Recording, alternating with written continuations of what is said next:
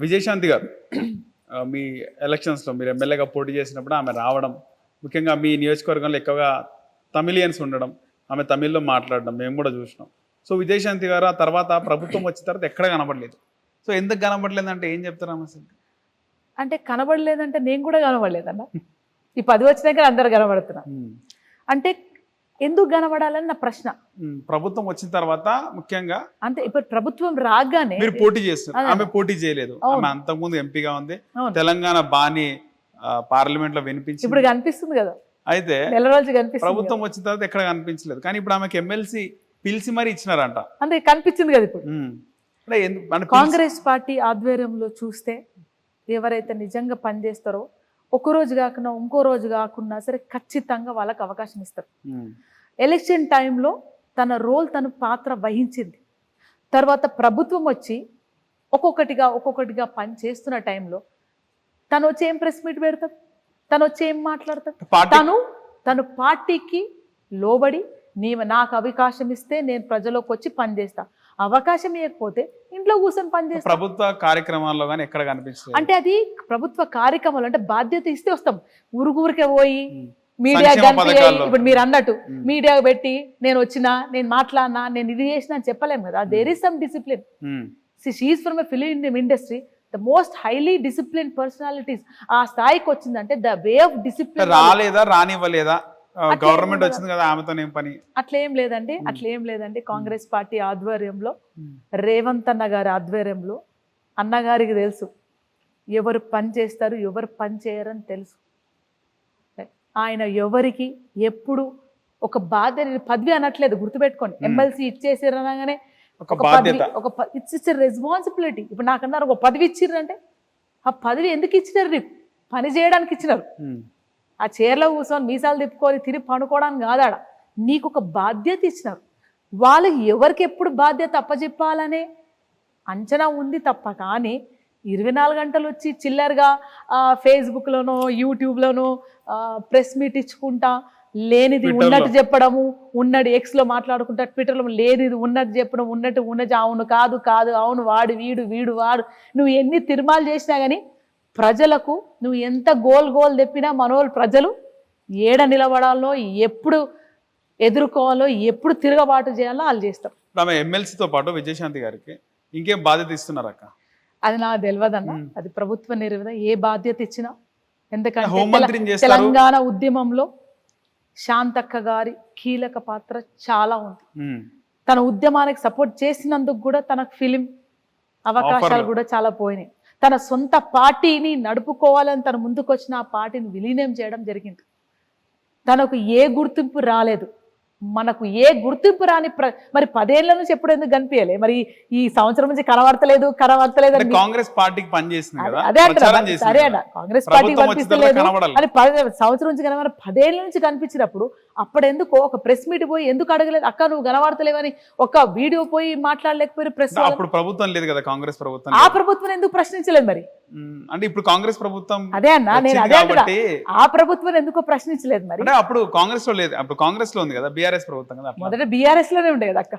లేదు, బీఆర్ఎస్ లో వచ్చేసింది కదా. 2014లో ఆమె మెదక్ ఎమ్మెల్యేగా పోటీ చేసింది కాంగ్రెస్ నుంచి.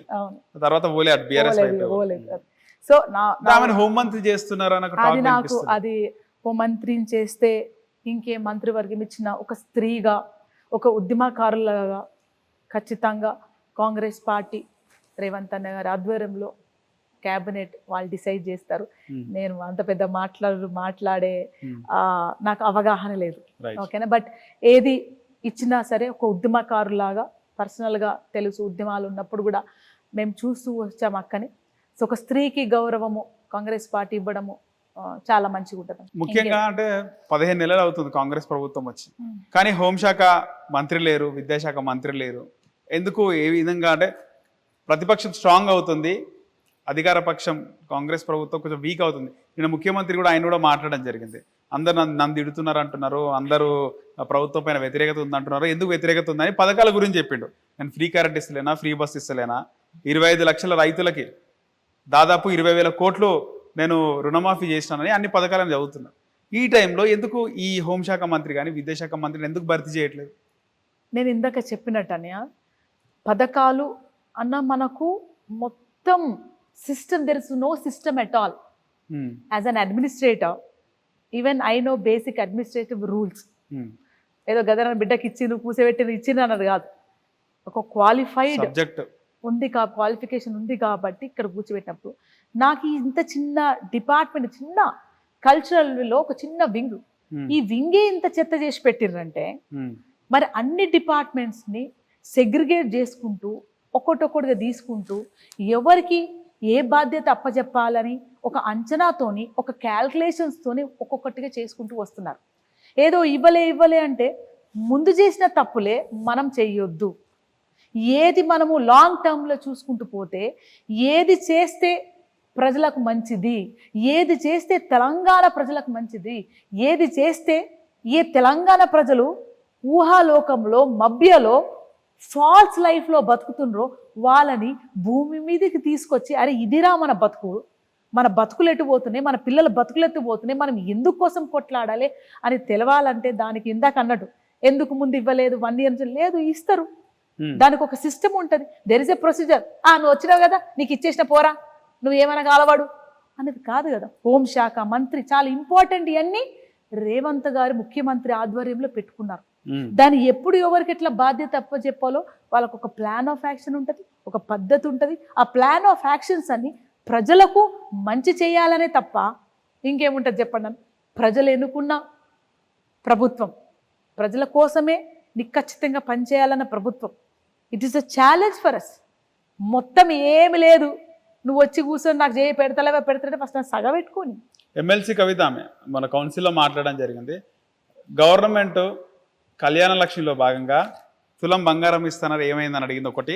రెండోది ఆసరా పెన్షన్లు సంబంధించి 2000 4000 చేస్తున్నారు, ఇంకా చేయలేదు అని అడుగుతుంది. ఏమంటారు? ప్రియమైన కవితక్క అన్ని చేస్తాం, ఇంకా అంటే ఖజానా కాలు పెట్టిరు కదా, మనం కూడా దాన్ని ఏ విధంగా ఇన్కమ్ జనరేషన్స్లో ఫస్ట్ పెట్టి ఇప్పుడు మీరు అన్న టూరిజంని డెవలప్ చేయాలి.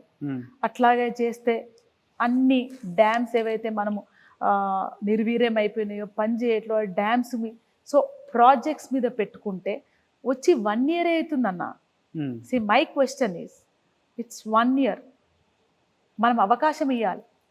కొత్తకింటికి పెళ్ళైన వచ్చిన ఒక బిడ్డకు నీకు రాయన అద్దెలో తినను ఒక ఫ్యామిలీగా, ప్రజల కోసం పనిచేస్తున్న ఒక ఫ్యామిలీగా ఇద్దాం. 1 year ఇద్దాం, 2 years అంటే ఎన్నికల ముందు 3 నెలల్లోనే మొత్తం 6 గ్యారెంటీలు ఇస్తామన్నాడు రేవంత్ రెడ్డి అన్నారు. అని రాగానే వచ్చి లోపల చూడగానే ఏముంది, 0 ఉంది కదా అన్నందుకు దాన్ని ఒక్కొక్కటిగా చేస్తాం.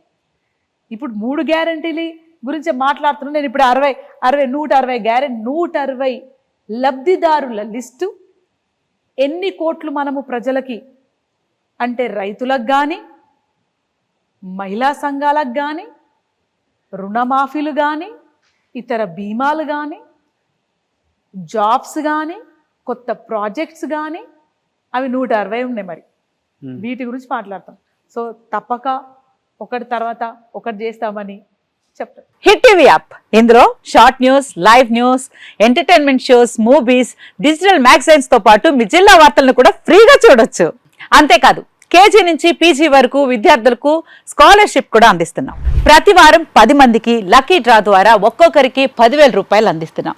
ఇంకెందుకు ఆలస్యం, వెంటనే హిట్ టీవీ యాప్ ని డౌన్లోడ్ చేసుకుని ఫ్రీగా ఎంటర్టైన్మెంట్ పొందండి. Hit TV app, hit TV app, please download hit TV app. Hit TV app ని ఫ్రీగా డౌన్లోడ్ చేసుకుని ఎంజాయ్ చేయండి. మీకు నచ్చిన ఎంటర్టైన్మెంట్ కోసం హిట్ టీవీ యాప్ ని ఫ్రీగా డౌన్లోడ్ చేసుకుని ఎంజాయ్ చేయండి. హిట్ టీవీ యాప్ ని డౌన్లోడ్ చేసుకుని ఆస్వాదించండి, ఆశీర్వదించండి. ఇంతమంది సెలబ్రిటీలు హిట్ టీవీ యాప్ ని డౌన్లోడ్ చేసుకోండి అని చెప్తున్నారంటే ఎంత మంచి యాప్ ఆలోచించండి. అమెరికా అమెరికా అమెరికా అమెరికాలో చదవాలనుకునే వాళ్ళకి విశ్వసనీయమైన పేరు మన శౌర్య కన్సల్టెన్సీ. UK లో 1 year masters, UK లో 1 year masters, 2 years work permit up to 5 years visa. Contact Saurya Consultancy. Contact 89851 89851.